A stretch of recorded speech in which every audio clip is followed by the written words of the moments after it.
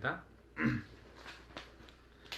오늘은 사고력 수학 전반, 수학 전반이기도 하고요. 사고력 수학이기도 하고요. 제일 처음 할 때 사고력 수학에 대해서 조금 얘기를 했었는데 오늘 좀 더 이제 구체적인 예를 들면서 얘기를 좀 해보려고 합니다. 얘기를 하기 전에 사고력 수학 자체에 대한 얘기를 하기 전에 수학을 이렇게 한번 나누어 봤어요. 유아 수학, 초등 수학, 중등 수학. 자, 이렇게 한번 나누어 봤습니다. 이렇게 나누었을 때 유아 수학은, 초등 수학은, 중등 수학을 이걸 이제 한 단어로 한번 구분을 해보자라고 하면 저는 이제 이게 직관에 의한 수학, 얘가 귀납에 의한 수학, 얘가 연역에 의한 수학, 이런 식으로 좀 구분을 하고 있어요. 그러니까 이게 이제 어떤 차이냐면 유아 수학이라고 하면 직관이라는 것은 설명이 거의 안 먹힌다고 봐야 돼요. 설명이 아이들한테 설명을 많이 해봐야 아이들이 단박에 사실 이해가 되지 않으면 이해가 안 되는 거예요. 설명을 잘 해도 이해하는 것 같다가도 돌아서서 똑같은 문제를 또 내주면 또 모르는 거예요. 그래서 직관에 의해서 내가 알거나 해결되지 않으면 어떤 논리적인 해결로서 잘 안 이어진다. 설명이나 어떤 방법들이 이렇게 아이에게 잘 적용되지 않는다. 이런 것들이고요. 그래서 제가 이제 유아를 대상한 수학 교재를 쓸 때는 저뿐만이 아니죠. 많이 이제 내려갈수록 많이 그런데 설명이 거의 없죠. 내려가면 갈수록 아이들이 설명을 해도 이해하지 못하고 글이 있고 없고는 또 다른 문제예요. 예. 글이 있을 때 엄마가 읽어줄 수도 있겠지만 읽어준다 해도 아이들이 크게 이해력이 이렇게 좀 부족한 인지 발달 단계가 그렇기 때문에 직관에 의한 수학이다. 그 다음에 초등 수학은 귀납에 의한 수학이라고 할 수 있는데 귀납에 의한 수학이라는 건 무슨 말이냐면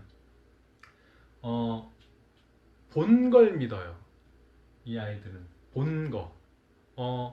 수학 문제 해결도 제일 기초적인 해결 방법 처음에 배우는 것이 표를 그린다던가 하나씩 다 써보는 방법이죠. 그건 아이들에게 참 좋은 방법이면서 쉬운 방법이지만 어떻게 보면 발전이 없는 방법이긴 해요. 학년이 올라가면서는 다 써본다던가 이런 부분은 좀 절제할 수 있도록 더 좋은 방법을 찾을 수 있도록 해줘야 되는데 어쨌든 초등학생들은 눈에 보이는 걸 믿어요.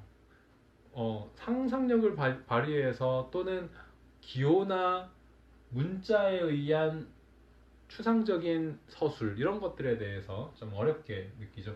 중등부터는 연역적이고 추상적이고 이런 수학이 이제 본격적으로 나오기 시작한다고 봐야 될 것 같아요. 유아 수학 말고 유아 수학은 제가 이제 이따 또 예를 들어드릴 텐데 초등하고 이 중등 수학에서 귀납적이다, 연역적이다 이게 어떤 차이가 있는지 구체적으로 한번 얘기를 해보면 구체적인 예를 한번 찾아볼게요.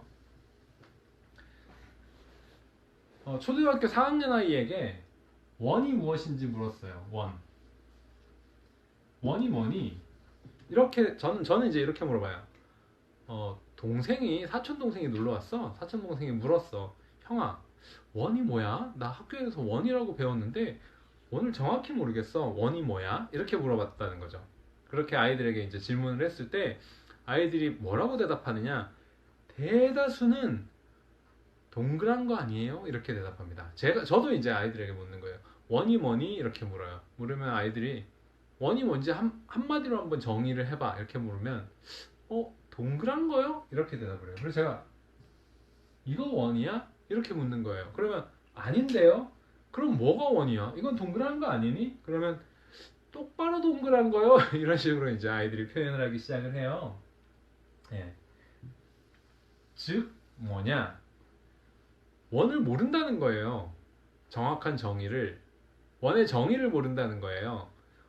왜 그러냐면 아까 얘기한 초등 수학의 어떤 초등학생들의 수학이 귀납적이다라는 어떤 속성 때문인데 뭐냐면 아이들이 원을 어떻게 배우냐면요.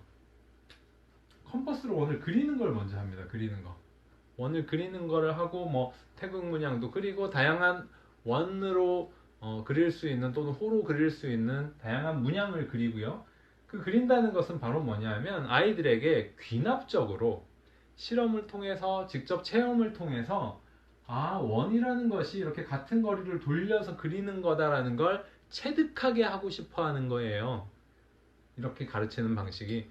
그렇게 한 다음에 바로 이런 걸 가르칩니다. 원의 중심이야. 그다음 여기를 반지름이라고 해. 이것을 지름이라고 해. 이렇게 가르친다는 거예요. 그리고 나서 원에 대해서 사실은 배우는 게 거의 없다고 봐야 돼요. 그리고 나서 평면도형을 배우고 하고 나서 원의 정확한 정의를 배우지 않고 사실은 뭐 이 정사각형과의 관계라든가 뭐 평면도형의 둘레라든가 이런 데 이제 원이 활용되기 시작합니다. 그런데 활용될 때는 이미 원의 가장 중요한 성질인 가운데 한 점에서부터 같은 거리에 있다는 것을 정의를 그 성질을 정확히 알아야 파악해야 풀 수 있는 문제들이 계속 나오기 시작해요. 그런 걸 가르쳐 준 적은 없어요. 원이 이렇게 지름이라는 것이 어디로 재도 똑같이 이건 이제 지름을 배우면서 하는 건데 사실은 폭이 다 같은 도형이라든가 한 점에서 거리가 다 똑같은 도형이라든가 이런 것들을 배운 적이 없어요. 아이들은 언제 배우느냐? 중학교에 가서 배웁니다. 자취에 관련된 뭐 또는 한 점으로부터 거리가 같은 점들의 모임이다. 집합에 관련된 이런 것들을 배우면서 추상적인 수학을 공부하는 추상화되어 있는 수학을 개념적으로 공부하는 중학교에 가서부터 정의를 정확하게 배우기 시작합니다. 이런 게 바로 이제 귀납적인 수학의 하나의 예인데 조금 아쉽긴 해요. 스토리텔링 얘기하면서 제가 지난번에 이제 한번 예를 들어 드렸던 부분이 자 스토리텔링 얘기 다시 한번 해볼까요? 짧게. 스토리텔링은 뭐라고요? 스토리텔링이라는 것은 영어 교육 방식에서 일방적으로 아이들에게 설명해주고 하는 영어 교육 방식이 아니라 재밌는 이야기들을 들려줌으로 인해서 말하는 사람과 듣는 사람 간에 말하는 사람이 일방적으로 전달하는 것이 아니라 듣는 사람이 재미를 가지고 반응하고 적극적으로 참여하게 하는 수업 방식을 얘기하는 거예요. 이게 그 교과부에서 나라에서 교과서를 이렇게 바꾸겠다 해서 난리가 났었죠. 사실은 난리가 날 게 아닙니다. 이건 아이들이 적극적으로 참여하고 재미있게 수업이 이루어질 수 있도록 교과서를 수정하고 수학 교실을 그렇게 만들겠다라고 발표를 한 건데 사교육에서는 이게 무슨 대단한 것인 것처럼 우리가 스토리텔링 한다, 뭐 스토리텔링을 앞으로 교육 받아야 된다 이런 얘기들을 하면서 굉장히 시끄러웠었는데 이거는 그런 게 아닙니다. 그냥 지난번에 말씀드렸지만 박수쳐 맞이하면 될 것이에요. 예. 즐겁게 가르치겠다는 거예요. 아이들이 그야말로 수포자가 되지 않도록 스스로 좀 이렇게 먼저 아이들이 수학에 다가갈 수 있도록 하는 수업 방식을 만들겠다는 거였어요. 그러니까 이런 방식을 생각한다면 여기에 이제 스토리 방식까지 하면 아까 원에 조금 아쉬운 게 이런 것들도 있는 거예요. 이렇게 있다. 이게 이제 이렇게 되어 있는 맨홀 뚜껑이고 이게 이렇게 되어 있는 사각형 방식의 맨홀 뚜껑처럼 생긴 건데 얘하고 얘하고 차이가 뭐냐 이거 혹시 아시나요? 이것도 지난번에 말씀드려서 짧게 하고 지나가면 이게 원이에요. 이건 사각형이에요. 자, 원을 배울 때 요런 생활 속의 이야기들을 해주면 이게 왜 맨홀 뚜껑은 맨홀 뚜껑은 왜 원으로 이루어졌을까? 정폭도형이기 때문이거든요. 정폭도형이라는 것은 구멍에 어느 쪽으로 맨홀 뚜껑을 돌려도 빠지지가 않습니다. 그래서 뚜껑으로 사용하는 거예요. 사람이 들어가는 구멍에 사용하는 뚜껑은 정폭도형으로 만들어요. 정폭도형. 다시 말해서 원. 정폭이라는 것은 모든 폭이 일정함을 얘기하는 도형이에요. 어떤 쪽으로 폭을 재어도 일정한 도형이다. 이런 것들로 바로 뚜껑을 만드는 것이 맨홀 뚜껑입니다. 그래서 아이들에게 이런 걸 얘기를 해주는 거, 야, 얘들아, 생활 속에, 여기 이렇게 생긴 맨홀 같은 뚜껑도 있고, 이렇게 생긴 것도 있는데, 얘네 둘의 차이가 뭘까? 이렇게 하고 만약에 용기 있는 선생님이나 부모님이라면 가서 열어보는 거예요. 열어보면 어떨까요? 얘는 열어보면 손닿을 작업 공간에 이 상하수도 꼭지 있죠? 그런 게 이제 얘예요. 얘는 뭘까요? 얘는 보통 사람이 들어가서 맨홀이에요. 사람이 들어가서 작업하는 공간에 뚜껑을 맨홀 뚜껑이라고 하는 거예요. 예. 그래서 이 얘기를 해주고 아이들에게 이거 봐봐. 그러면 원의 성질이 가장 중요한 게 그건가 보다. 이렇게 어느 쪽으로 돌려도 폭이 다 똑같아서 빠지지 않나 보다. 그치? 그러니까 원은 굉장히 특별한 성질을 가지고 있네. 하고 나서 그 폭이라고 하는 가운데를 지나는 이걸 지름이라고 하는데 이렇게 좀 역행하면 어떨까 하는 아쉬움이 좀 있어요. 우리 교과서에 있는 거하고 좀 반대로 교과서에는 막 그려보고 나서 요소만 가르쳐줘요. 외우게 돼요. 어떻게 보면. 근데 그것보다 원의 가장 중요한 성질이 우리 생활 속에 쓰인 것들로부터 얘기해보고 사실 초등학생들 수학이 뭐가 있습니까? 그죠? 그려보는 것도 물론 해야 되겠지만 생활 속에 있는 많은 것들에 대해서 다양하게 생각하게 하고 발표하게 하고 하면 좀 더 풍부해지지 않을까 그런 생각을 하고요. 그 사고력 수학이라는 것들이 저는 이제 이런 것들을 하고 있다고 생각해요. 그 교과서에서는 좀 어떻게 보면 평균적인 수준, 평균보다 좀 낮은 수준에서 누구나 쉽게 할 수 있는 수학을 추구한다면 저 같은 이제 컨텐츠를 하는 사람들은 그것보다 그럼으로 인해서 교과서에서 놓치는 부분 또는 넣기가 힘든 부분 이런 부분들을 좀 더 수월하게 좀 그 대신 조금 난이도가 있지만 수월하게 접근할 수 있도록 컨텐츠를 만들어 보자. 이런 게 이제 제가 하는 일이 되겠죠. 그래서 이런 게 초등 수학의 아까 말씀드린 뭐죠? 기납법의 예입니다. 중등 같으면 이렇게 하지 않죠. 아까 말씀드린 것처럼 한 점으로부터의 거리가 같은 점들의 모임 이렇게 정의를 하고 추상적으로 아예 접근을 해버리죠. 네, 이어폰 끼고 듣고 계신다는 분들이 있으시네요. 네, 그러면은 유아 수학의 직관이라는 것은 이제 뭐 어떻게 돼야 될까? 유아 수학의 직관이라는 것은 사실은 쉽게 이해하면 공부도 공부도라는 건 이제 수학인데 학습지도 놀이로 생각할 수 있도록 다 놀이가 될 수는 없죠. 이건 너무 이상적이에요. 그죠? 그러니까 그거보다 재미있을 수 있도록 또는 부담이 없도록 이런 부분이 저는 이제 아이들에게 수학이 재밌어야 되니까 어릴 때 수학은 저는 무조건 첫 번째도 재미, 두 번째도 재미, 세 번째도 재미라고 생각합니다. 그래서 아까 얘기한 것처럼 직관적으로 접근할 수밖에 없는 때이기 때문에 어머님들이나 선생님들이 너무 논리적으로 설명해서 안 되는 걸 끌어올리기가 참 쉽지 않은 때라는 거죠.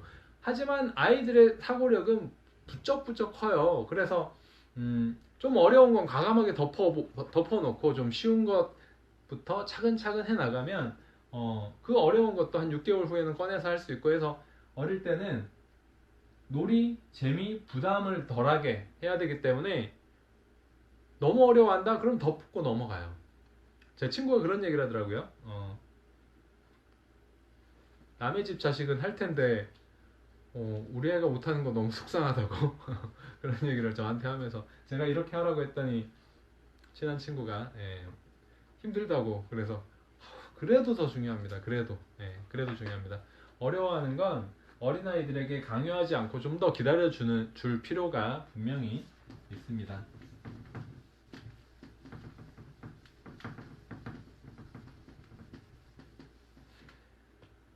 자, 그러면 또 넘어가서 한 가지 더 예를 한번 들어볼게요. 귀납의 하나, 귀납적인 수업 예 하나를 또 들어보는데 여기에는 이제 또 한 가지가 동반되는 게 있어요. 뭐냐면 아까 원에서 정폭도형 이야기처럼 다 귀납으로 할 것은 아니다. 뭔가는 하나씩 챙겨갈 필요가 있다. 하나씩 이렇게 쿡쿡 찔러줄 필요가 있다. 뭐 이런 건데 대칭 얘기를 한번 해볼게요. 대칭. 초등학생들에게는 대칭이라는 것보다 거울에 비친 모습. 대칭이라는 단어는 거의 사용하지가 않죠. 책에는 근데 언급은 되어 있습니다. 거울에 비친 모습 또는 종이를 접어서 잘라내기 뭐 이런 것들을 배워요. 그런데 이런 것들도 귀납에 의한 수학이다. 귀납적으로 배울 단계야 라고 하면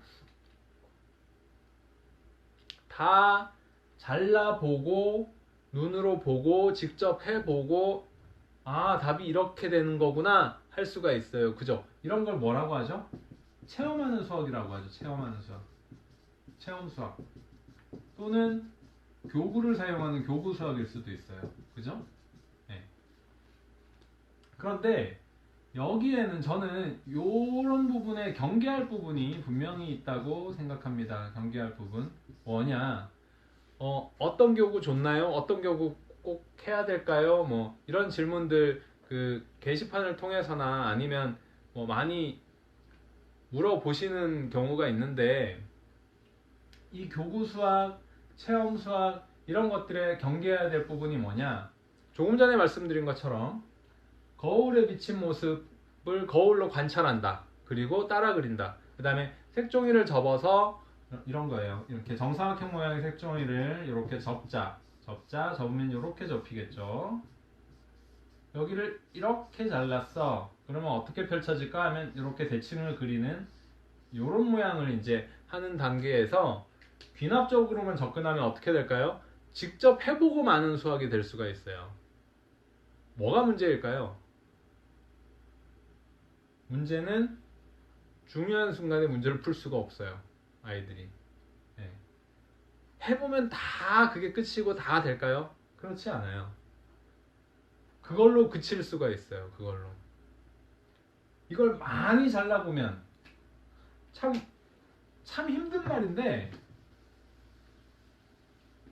어머님들이 굉장히 중요하게 생각하고 뭐 저도 중요하게 생각합니다만 공간지각력 이게 참 힘든 말이거든요. 공간지각력. 공간지각력을 키우는 게 교구가 필요하고 체험을 해보고 눈으로 직접 보고 그걸 또 이제 활동을 해보고 이런 것들이 공간지각력을 키우는데 도움이 된다. 물론입니다. 왜냐하면 보지도 못한 사람은 그런 걸 상상조차 하기가 쉽지 않으니까. 하지만 이 공간지각력이라는 것이 보기만 하고 넘어간다면 또 뭔가 아쉬운 거예요. 왜? 나중에 문제 해결에는 크게 도움이 안 될 수가 있다는 얘기를 하는 거죠. 문제 해결에는. 그래서 거울에 비친 모양, 대칭이는 되는 모양 이런 거 그린다. 네, 그린다 했다 하면 뭔가 아쉬운 그 2%를 채워주기 위해서 이 거울에 비친 모양 또는 대칭의 핵심 개념인 이게 여기 선을 그렸을 때 같은 거리, 양쪽으로 같은 거리에 있는 점들이 있어. 점들은 모두 같은 거리에 있어. 이런 개념 정도는 분명하게 짚어줄 필요가 있고요. 그리고 구체적으로 그런 유사한 문제들도 다루어 본다면 아이들이 더 잘 이해할 수가 있겠죠. 그래서 이 교구 수학, 체험 수학은 공간지각력을 키워주긴 하지만 경계해야 될 부분이 문제 해결까지 이어지는 데는 참 쉽지 않다. 어떻게 보면 실제로 문제를 풀어봐야 되고요. 구체적인 예를 한번 들어볼까요? 자, 정신 바짝 차리고 보셔야 되는데요. 5학년 수학이 나옵니다. 5학년 수학 예로 한번 보실게요. 공간지각력에 대한 얘기를 좀 더 하기 위해서 자, 주사위가 있어요. 여기 주사위에 1, 2, 3 이렇게 눈이 있습니다. 그리고 여기에 이렇게 전개도가 있어요. 이렇게 해놓고 여기가 1이고 여기가 3이다. 2는 어딜까? 이런 식으로 하는 게 5학년 또는 사고력 쪽에서 영재교육원 이런 부분들 때문에 3, 4학년 쪽에서 나왔고 교과로 보면 5학년에 전개도 부분 나오면서 정육면체, 직육면체, 전개도 뭐 이렇게 해가지고 5학년, 6학년 넘어가면서 이런 문제들이 나옵니다. 이거보다 훨씬 복잡하게 나와요. 교과에서도 사실은. 이거는 그 앞에 단계에서 할 수 있는 거고 5학년, 6학년에서는 이거보다 훨씬 복잡하게 나옵니다. 우리는 간단하게 한번 살펴볼게요. 복잡하게 하면 어머님들이 접근하시기가 너무 힘드니까 이렇게 해서 한번 보면 자, 공간지각력 얘기를 했어요. 전개도를 많이 만들어 보거나 자석으로 된 교구들로 이런 걸 많이 만들어 보거나 레고 놀이를 많이 했거나 이런 아이들은 이런 문제를 잘 푼다. OX 뭘까요 과연? 물론 아까 말씀드린 것처럼 안 만져본 아이들보다는 상상하거나 돌려보거나 하는 게 도움이 될 수는 있어요. 하지만 사실은 있잖아요. 레고를 많이 만졌다고 해서 공간지각력이 늘어서 이거를 평면과 입체의 관계, 전개도와 정육면체의 관계를 해석해낸다? 이건 저는 좀 너무 과대 해석하는 거 아닌가? 뭐라고 해야 되죠? 너무 과장하는 거 아닌가? 그런 생각이 들어요. 공간지각력에 대해서 마치 공간에 대한 공간을 가지고 놀 수 있는 입체 도형을 많이 가지고 놀면 여러 가지로 나눌 수 있는 공간의 아주 자세한 여러 가지 영역들이 많이 해결된다? 도움이 많이 된다? 이거 참 어려운 얘기예요. 사실은 이것에 대한 어떤 분석 자체, 이 관계들 자체를 자세히 한번 제대로 배워보는 게 더 좋은 거죠. 어떻게 하냐면 이런 거예요. 주사위는 크게 두 가지로, 첫 번째, 주사위에는 실점 원리라는 것이 있습니다. 혹시 집에 주사위가 있으시다면, 아이들 게임으로 쓰는 주사위가 있으면 마주보는 면, 양쪽에 있는 면을 관찰을 한번 해보세요. 점들이 고르게 분포하도록 하기 위해서 마주보는 면 길이는 7이 되게 해놓았어요. 이거 아이들 가르쳐 놓으면 한 2학년, 1학년 아이들도 그렇게 어려워하지 않고 마주보는 면에 대해서 잘 압니다. 두 번째 뭐냐면 하나의 꼭지점에 이렇게 1, 2, 3이 모여 있잖아요. 어떤 방향으로? 이렇게 시계 반대 방향으로, 왼쪽 방향으로 모여 있네요 지금. 그렇죠? 자, 왼쪽 방향으로 1, 2, 3이. 그러면 이 주사위의 반대편은 어떻게 보이느냐? 반대편에도 역시 4, 5, 6 이렇게 왼쪽 방향으로 한 점에서 모여있게 되어 있습니다. 7점 원리 때문에 그런데요. 이렇게 모여있게 되어 있어요. 근데 아까는 7점 원리는 모든 주사위가 똑같아요. 근데 이렇게 배열되는 건 사실 1, 2, 3도 될 수 있고 1, 2, 3도 될 수 있어요. 그게 중요하진 않아요.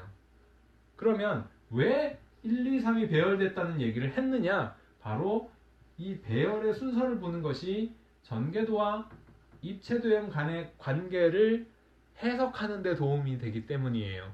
어려우니까 제가 천천히 얘기합니다. 네. 5학년 내용이에요. 어머님들한테 아주 어려운 내용입니다.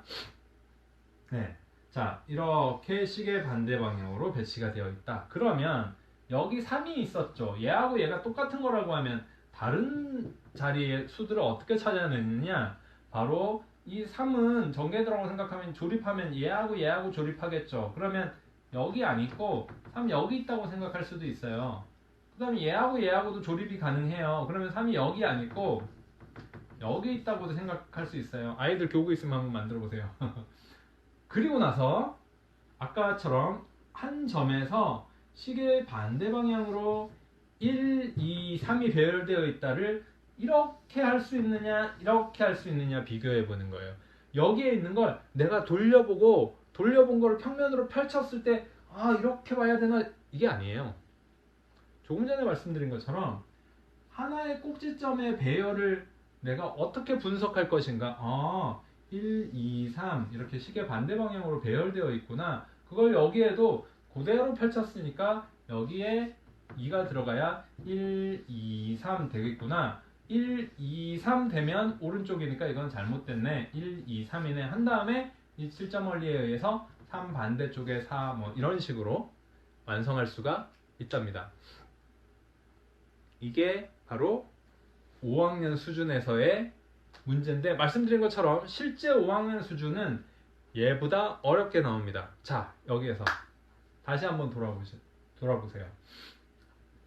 공간지각력은 입체 도형을 많이 만져보고 많이 가지고 놀게 되면 잘 하게 된다. 문제를 해결하게 된다. 이런 종류의 문제를 그래도 더 잘 해결하게 될 것이다. 저는 아주 좀 미비하다고 생각이 돼요. 그것보다는 이런 구체적인 문제를 다양한 방식으로 해석해보고 따져보고 하는 방법들을 제대로 한번 배워보는 게 더 낫지 않나? 이런 생각들을 하는 거죠. 자, 여기에 저도 사실 육아 초기에 저희 아이들 아주 어릴 때 그런 생각을 가지고 있었지만 어떤 생각이냐면 수학 공부뿐만이 아니라 이제 모든 공부에 대해서 공부는 스스로 해야지. 학원을 다니고 좋은 선생님을 만나고 공부의 본질은 스스로 공부를 하려고 하는 의지와 실천이다라고 생각을 했었어요. 그때 저한테 먼저 아이들을 키웠던 이 학원 쪽에서 알게 된 한 원장님이 저한테 그런 말씀을 하셨죠.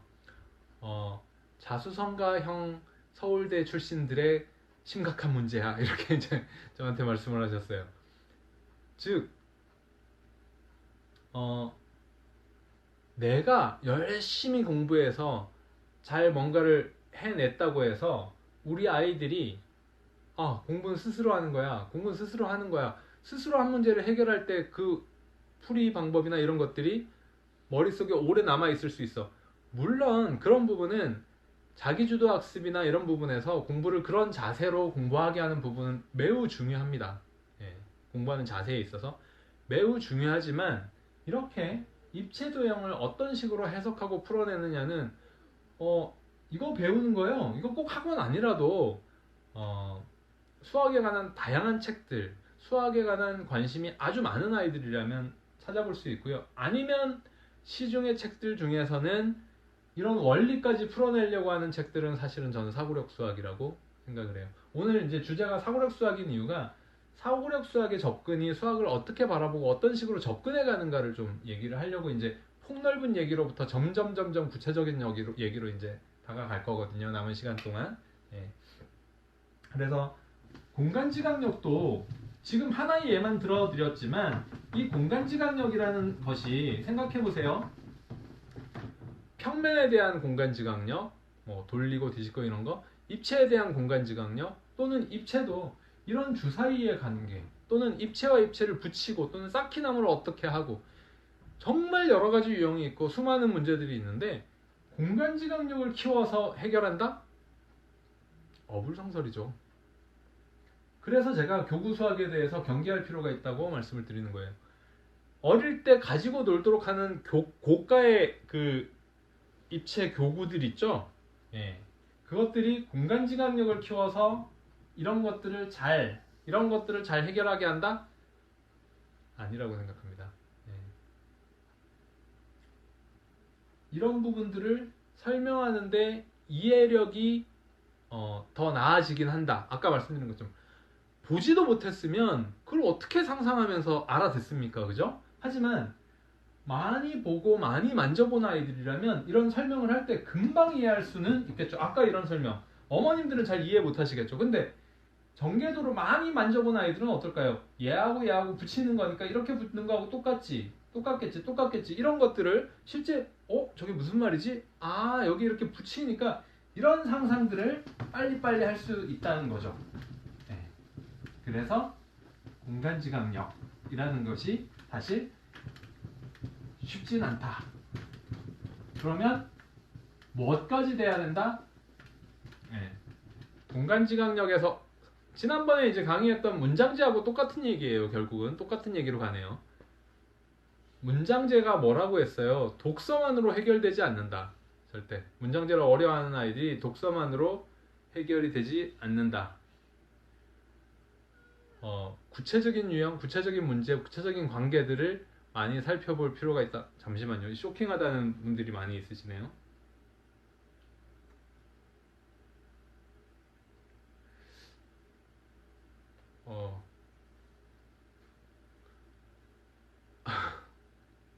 어머님들이 충격을 좀 많이 받으셨나 본데요.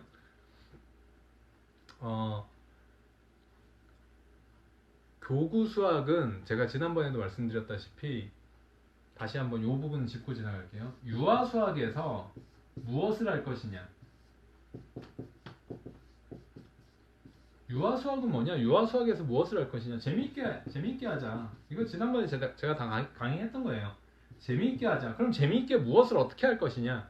이게 학습지로 보면 연산을 하자. 연산 재미있게 하자. 쉽게. 연산에 대한 그 원리셈 이런 걸 제가 왜 만들었는지. 연산 공부 필요 없다는 거예요. 사실은 유아 수학에도. 하지만 해놓으면 도움이 되고 하기 때문에 하는 게 낫다면 원리로부터 쉽고 재미있게 해가자라는 게 원리셈이라는 연산을 만들어낸 저의 어떤 수학에 대한 주관적인 부분이고요.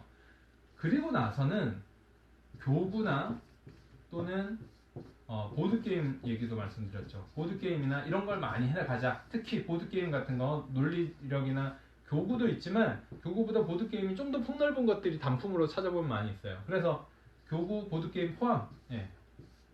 그런데 얘는 구분을 해주셔야 돼요. 아, 이거 하는 게 도움이 하나도 안 되는데 이렇게 받아들이시면 안 되고요.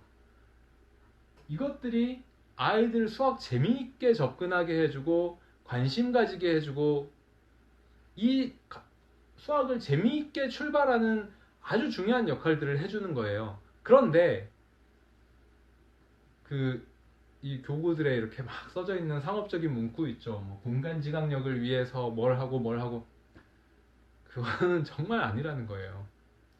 얘네들을 하면 공간 지각력이 키워져서 이런 입체 문제들을 잘 해결하고 저 많은 아이들 가르쳐 봤지만 저는 아니라는데 100원 걸겠습니다. 예, 아니라고 생각합니다. 도움이 되긴 됩니다. 이해력에 도움이 되고 하지만 문제들을 해결하는 것은 또 다른 차원의 큰 발걸음이 필요하다. 자, 이 얘기는 사실은 제가 저만 얘기하는 게 아니고요. 이 교구나 교구 수학 아주 유명한 교구 수학 지사장 하거나 이런 분들하고도 제가 대화를 해보면 다들 인정하시는 부분이에요. 뭘? 수학을 재미있게 접근하고 즐겁게 접근하고 다양하게 풀어보고 이 나이 때 뭘로 그렇게 하냐는 거예요. 다양하게 재미있게. 그럴 수 있는 것들 중에 아주 훌륭한 재료인 거예요. 교구 수학은. 그런데 이거를 꼭 해야 된다. 이걸 해야 공간 지각력이 나중에 뭐 아이가 뛰어나신데 그건 오버라는 거죠. 예, 거기까지 이해하시면 될 것 같습니다. 이제 좀 이해하시겠죠? 예. 그렇게 정리하시면 됩니다. 그래서 교구 수학이 꼭 필요한 건가요? 라고 물어보시는 분들 제가 지금 말씀드린 것처럼 이렇게 딱 설명을 해드려요. 사고력 수학에 대해서 예를 한 번 더 들어볼게요. 제가 이 강의를 준비하기 위해서 저희 책 이제 탑사고력 수학이라는 책을 페이지를 쭉 보면서 어떤 문제들을 예를 들어드리면 쉽게 이해를 하실까 이렇게 찾아봤는데요. 이런 문제가 있더라고요. 6세 단계 하라고 낸 문제 중에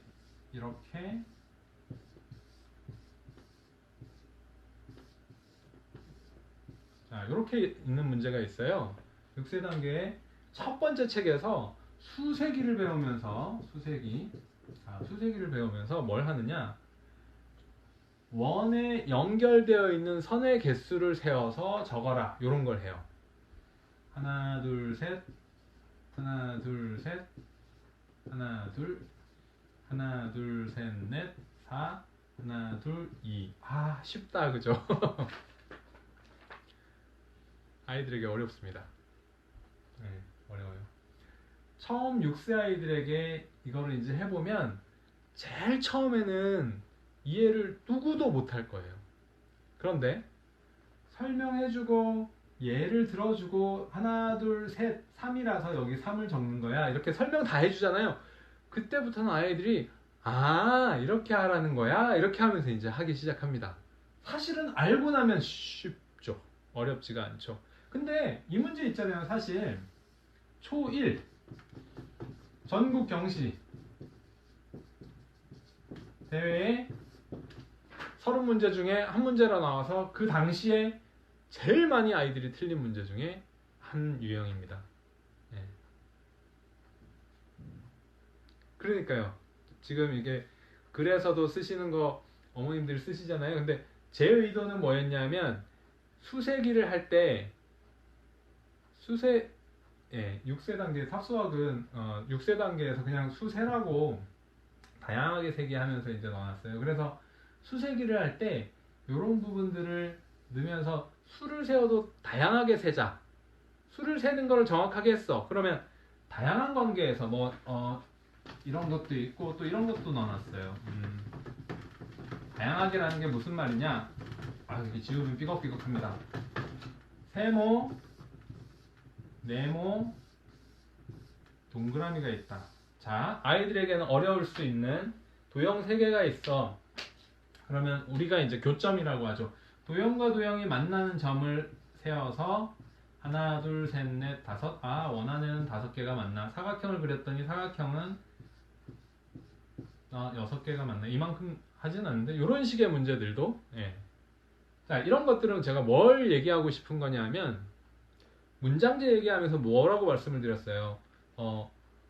언어를 몰라서 진짜 못하는 걸까요? 어떤 관계를 이해하지 못해서 그 관계를 낯설어 하기 때문에 잘 손을 못 대는 거예요. 지금 같은 문제도 보면 가르쳐주고 설명해주고 하잖아요. 그럼 아이들이 한단 말이죠. 아까 같은 문제도 보면 어머님들 눈에는 참 쉽죠. 근데 아이들한테 그냥 얘만 딱 하나 보여주고 그냥 설명 한 줄 딱 해놓고 한번 해봐 하면 아이들이 생각보다 못해요. 생각보다. 왜? 그런 관계 자체를 처음 보는 거예요. 처음. 제가 더 재밌는 예를 하나 들어드릴까요? 저희 아들이 1학년 때 있었던 일인데 저희 아이가 1학년 때 무슨 일이 있었냐면 이런 일이 있었습니다. 아이가 이제 수학을 좋아해서 제가 경시대회를 한번 나가볼래? 이렇게 해서 나가게 됐었어요. 1학년 때 나갔는데 아이가 1학년 2학기 때인가 시험 끝나고 나와서 이제 저한테 하는 얘기가 아빠 나 1번도 틀렸어 이러는 거예요. 그래서 그럴 수도 있지. 뭐 잊어버려. 시험 다 끝났으면 잊어버려. 맛있는 거 먹으러 가자. 이러고 저는 이제 설명도 안 들었답니다. 안 들었는데 시험 점수가 나오면 이렇게 OX, OX에서 몇 번이 맞았고 이렇게 채점되어서 나오거든요. 거기에서 아이가 1번이 5가 되어 있었던 거예요. 5가. 그래서 아니 너 틀렸다면서 이렇게 불러서 아이를 불러서 너 1번 틀렸다며 맞았어 했더니 아이가 어떻게 맞았지? 이런 상황이 있었어요. 왜 그런 일이 벌어졌었냐? 바로 조금 전에 말씀드린 것처럼 관계, 문장제 뭐 이런 얘기들 다 연장선상에 있는데 문제가 이런 문제였답니다. 다음 글에서 다섯째 하면 안 되고요. 5번째 와 7번째 말을 붙여 쓰시오. 뭐 이런 문제였어요. 그리고 답은 뭐뭐뭐 5번째 면 있고 7번째에 도 있었어요. 1학년 2학기에 저희 아이가 이 면도 다음 글에서 5번째 말과 7번째 말을 붙여 쓰시오. 이런 문제도 참 어색해요. 저도 어색해요. 어색하지 않으세요? 다음 글에서 글이 쭉 있어요. 말이 쭉 있는데 5번째 말과 7번째 말을 붙여 쓰시오. 이런 말이었어요. 이런 문제였어요. 마침 5번째 말과 7번째 말을 붙이니까 면도예요. 근데 저희 아이가 1학년 때 면도가 뭔지 몰랐던 거예요. 그래서 면도? 이거 아닌데? 어떻게 해야 되지? 하고 면도 이렇게 쓴 거예요. 이렇게 연필로. 이거 아닌데? 뭘 물어보는 거지 그럼? 하다가 지우개로 지웠답니다. 이렇게 지우니까 채점하는 사람이 이 흔적을 보고 맞게 해줬던 거예요. 흔적을 보고. 그런 얘기예요. 아이들은 어떤 문장제 문제에서 처음 보는 관계, 처음 요구받는 것 이런 것들을 내가 정말로 무엇을 어떻게 잘 모른다는 거죠. 아까와 같은 관계들도. 그래서 다양한 관계들, 다양한 문제들 이런 것들을 접해볼 필요가 있다는 거죠. 선행을 위해서 뭐 당겨서 배우기 이런 개념은 아니에요. 제가 하고 싶은 얘기는 간단한 것 같지만 그 간단한 것 같은 것은 1학년 때는 어려워할 수 있는 것도 6살, 7살 아이들에게도 살짝 잠깐만 설명을 해주고 다루어 보면 아이들이 재미있게 할 수 있는 수준의 것들이 있다는 거죠. 그런 것들을 이렇게 그렇죠. 경험이 중요하다는 거죠. 익숙하지 않은 거고 처음 푸는 것이고 처음 보는 것이고 이런 것들에 대해서 제일 문제는 낯설음에 대한 것이고요. 제가 그 지난 강의에서 유형 뭐 이런 말씀 드렸잖아요. 고3이 되어서도 수학은 암기 과목이다. 예. 명문대에 가는 학생들도 수학은 암기 과목이다라는 생각을 가지고 공부하는 아이들이 더 점수를 잘 받게 된다. 원리는 기본적으로 이해하지만 결과를 내는 공부는 암기라는 어떤 작은 유형들까지도 암기해야 된다는 생각까지 가지고 갈 때 분명히 더 큰 힘을 발휘한다. 뭐 이런 말씀도 드렸었는데 그런 부분이 어느 정도는 아이들에게도 예, 해당된다는 거죠. 그래서 이제 제가 책을 쓸 때 아이들 컨텐츠나 뭐 그 책을 쓸 때 항상 가지고 있는 생각들이 그런 거예요. 조금 어려울 수는 있지만 이것들을 어떤 관계로 풀어낼까 또는 어떤 순서로 풀어낼까 그런 예를 하나 볼까요? 어머님들도 이제 아이들 가르치면서 한번 해보실 수 있는 부분 중에 하나인데 제일 어려워한다고 하는 아까 공간지각력 얘기 나왔지만 돌리기 뒤집기.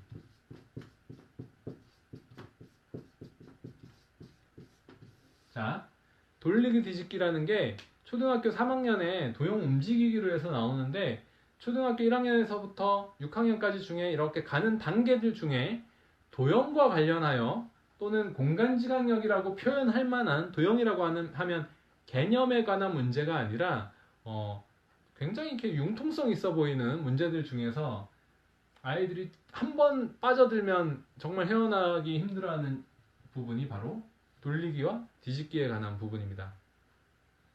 어렵죠? 네, 아주 어려워요. 돌리기와 뒤집기에 관한 부분은 핵심이 뭐냐? 그러니까 이게 핵심이 뭘까요? 돌리기 뒤집기의 핵심이 뭘까요? 저는 돌리기 뒤집기의 핵심은 기억이라고 생각하거든요. 아이러니하게도 기억 또는 어떤 식으로 기억할까? 기억 방법? 이런 거라고 생각하거든요. 뒤집기는 생각보다 아이들이 어려워하지 않아요. 더 어려워하는 건 돌리기랍니다. 더 어려워하는 건 돌리기예요. 자, 그런데 왜 돌리기라는 도형 움직이기에서 기억이라는 말을 했느냐, 기억이라는 단어를 썼느냐. 자, 돌리기와 뒤집기는 당연히 많이 해보면 아이들에게 도움이 되겠죠. 많이 해보면 도움이 돼요. 근데 아까 제가 말씀드린 것처럼 교구 수학 체험해보는 것들이 그냥 많이만 해보면 다 도움이 될 것이다. 그러지 말고 많이 해보는데 어떤 식으로 해보자. 이런 제안이 좀 필요한 거겠죠. 그래야 제가 아까 문제를 해결할 수 있다. 뭐 이런 말씀을 드린 게 그런 거잖아요. 그죠? 그래서 여기 이제 원래의 모양이라는 단어를 써주셨어요. 맞아요. 예. 뭐냐면 돌리기다 하면 책을 돌려서 보는 거예요. 책을 돌려서. 그렇잖아요. 그러면 아이들하고는 어떻게 해? 저는 그렇게 해야 된다고 생각해요. 책을 돌렸어요. 돌려서 봐요. 그러면 여러 가지 게임을 하는 게 이런 거는 이제 도움이 분명히 되는 게 돌려서 보고 기억하는 방법을 자꾸 생각하잖아요. 오른쪽이 뾰족히 튀어나왔고 왼쪽은 둥글고 크게 이렇게 생각하고 그리면 되겠어. 돌아가서 오른쪽은 뾰족하고 왼쪽은 둥글었어. 그럼 나머지는 맞춰볼까? 하고 기억 안 나면 다시 돌려서 이런 거죠. 또 이제 만약에 시험이다 할 때 저는 이제 아이들에게 이런 얘기도 해준 적이 있는데 심지어는 정말로 그런 얘기를 영재교육원 시험 보는 아이들한테 이렇게 시험지가 있어요. 여기 돌리기 뒤집기 문제가 나왔어요. 이게 여기에 나왔어요. 돌리기 뒤집기가. 그러면 어려웠어요. 안 풀려요. 네, 돌리기가 나왔는데 안 풀려요. 그러면 이렇게 하라고 얘기를 해준 적이 있어요. 뒷면을 풀어요. 뒷면을 풀고 뒷면을 푼 다음에 여기를 잘라요. 잘라서 돌려서 벗겨요. 여기다가. 그런 얘기를 해준 적도 있어요. 이 얘기는 정말 뭐 아이들에게 이제 실전 시험 보러 가는 아이들이니까 제가 이제 과장해서 얘기한 거긴 한데 이 돌리기 뒤집기의 핵심이 기억이라는 거예요. 기억. 그래서 돌리기 뒤집기를 배울 때 어떤 식으로 배우는 게 좋다. 돌리기 뒤집기를 배울 때는 어떻게 기억할 것인가, 어떻게 표현할 것인가. 네, 자르면 됩니다. 반대쪽 먼저 풀고 자르면 됩니다. 네, 그런 얘기도 해줄 수 있는 거예요, 실제로. 그래서 돌리기 뒤집기다 하면 실제로 돌려서 본다, 뒤집어서 본다. 뒤집기는 뭐 그리는 거 아이들이 생각보다는 어려워하진 않아요. 같은 거리의 반대쪽 이런 식으로 하면 돌리기를 정말 어려워하는데 돌려서 관찰하고 그것들을 말로 표현하게 하고 제자리로 돌아왔을 때 그걸 똑바로 표현해내는 거, 이런 것들이 중요합니다. 사고력 수학을 이런 책을 이제 쓰고 사고력 수학들이 교과하고 차이 나는 거, 사고력 수학에 대해서 이제 마지막이 아니라 정의를 한번 해보면 사고력 수학은 첫 번째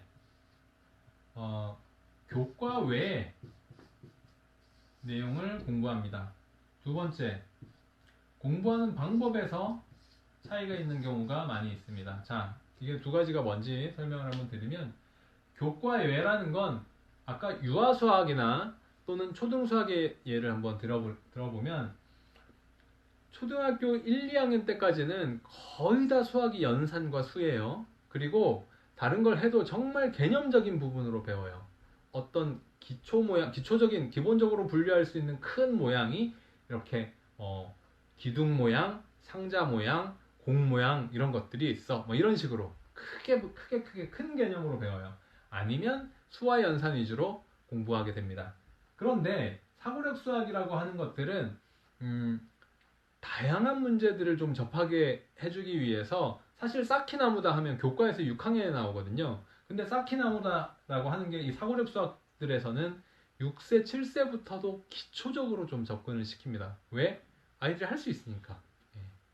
할 수 있으니까. 재밌게 할 수 있으니까. 그래서 쌓기나무라든가 뭐 비에 관한 부분이라든가 이런 것들을 좀 아래 단계에서, 또 그런 것도 있어요. 영재교육원의 영향이기도 한데, 영재교육원 예전에 이제 외고 이런 외고는 좀 다르네요. 외고는 중등 입시였으니까 영재교육원 같은 경우는 지금 서울 같은 경우는 2학년부터 시험을 보거든요. 그러면 2학년, 3학년, 4학년 아이들이 영재교육원을 시험을 본다라고 할 때 딱 교과만 문제가 나오느냐? 그렇지 않아요.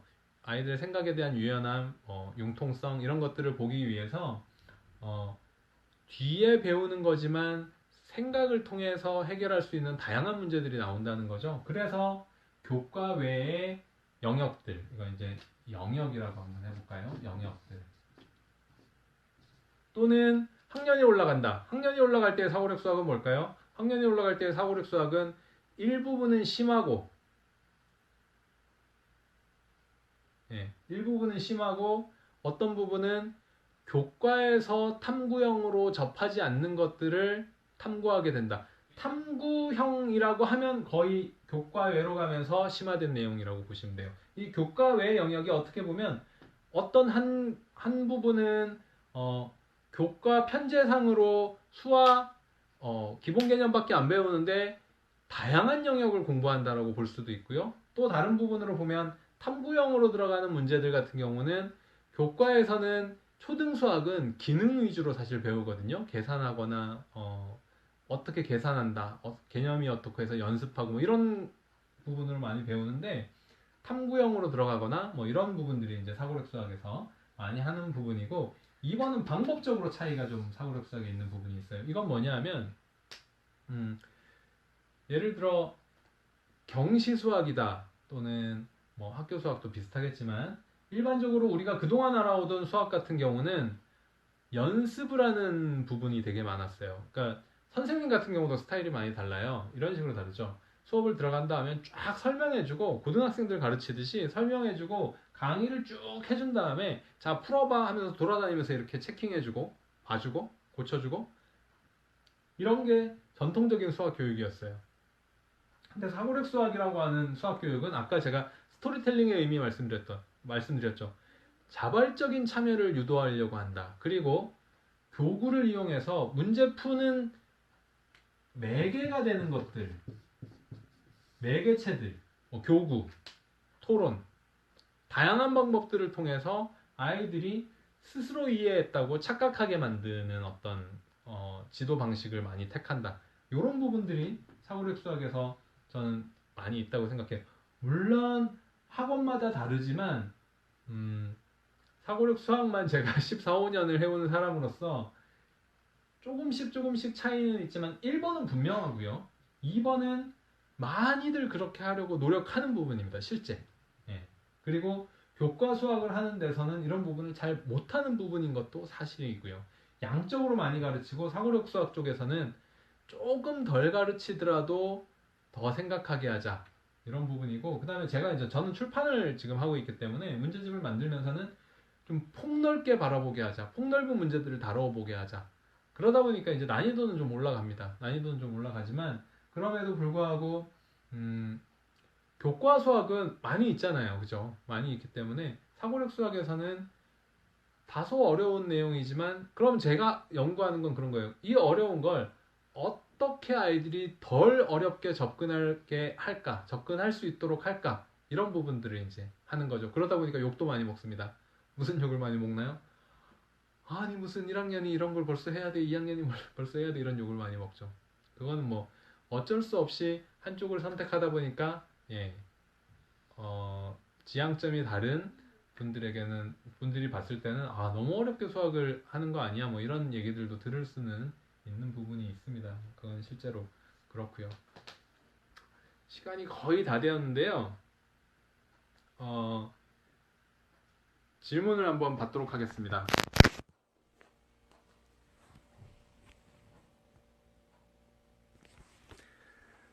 네, 화면을 제가 돌렸고요. 8분 정도 남았나요? 네. 질문을 한번 해보시고요. 질문을 하시다가 안 되시면, 해결이 안 되시는 부분은 이거 끝나고 아마 도치맘에서 정리를 해서 올려주시면 그걸 보고 추가 질문을 해주시면 댓글 형태로 답변을 하도록 하겠습니다.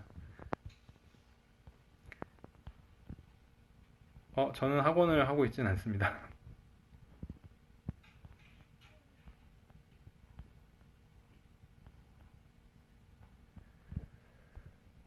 그리고 목요일에도 준비를 하고 있는데요. 목요일 방송에는 제 방 할 것 같습니다. 탑설구력 7세면 다른 걸 안 하셨으면 저는 7세면 이제 8살 되는 건가요? 8살 되면 P단계 해야 되겠네요. P단계 하는 게 나을 것 같고요.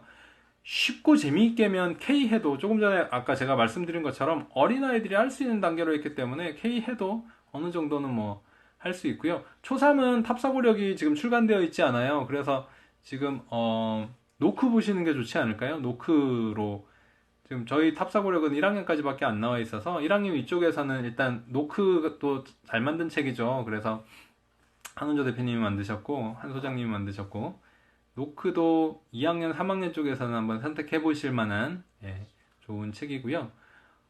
그리고 목요일 방송은 네, 사고력 수학은 할 수 있으면 하는 게 좋습니다. 그 대신 좀 재미있게 할 수 있도록 난이도를 좀 낮춰서 시작하실 수 있도록 하고요. 보드게임 추천요. 제가 목요일 라방은 저희 아이한테 제가 부탁을 좀 해서 저희 아이하고 같이 아이가 어릴 때부터 해오던 게임들이나 뭐 이런 것들을 좀 시연을 해 보이고 아이들하고 이런 부분을 사고력을 건드려주면서 이런 게임을 해줄 수가 있어요. 뭐 이런 것들을 좀 구체적으로 보여드리려고 해요. 제일 처음에 할 때, 뭐, 심 만들기 게임이라든가 몇 가지 게임에 대해서 이제 말씀을 드렸었는데, 아이하고 직접 해보려고 합니다. 2학년 아이가 1학년 거 풀어도 됩니다. 탑사고력은 수준이 높아서요. 낮춰서 시작한다고 생각하시면 훨씬 재미있게 하실 수 있습니다. 그리고 사고력 수학이요. 사고력 수학은 매일보다는 집중해서 몇 페이지씩 하는 게 저는 더 좋다고 생각을 하고 있어요.